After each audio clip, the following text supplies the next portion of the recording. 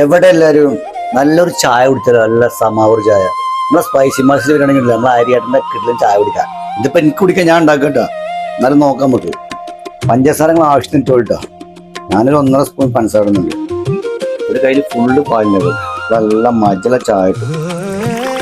ശരിയായിട്ട് ഉണ്ടാക്കുന്ന സ്റ്റൈൽ അവരെ എക്സ്പീരിയൻസ് ഉള്ള ഒരു ചായ ഉണ്ട്, നാടൻ ചായ വേറെ ടൈപ്പാണത്. നമ്മൾ ഇവിടുത്തെ ചായ കേട്ടോ.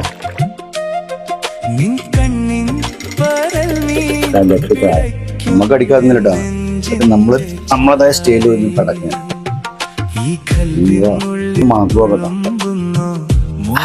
ആ ചായപ്പൊടി പാലിൽ കലർന്നിന്റെ മണം ഉണ്ട്, വേറെ റേഞ്ചാണ്.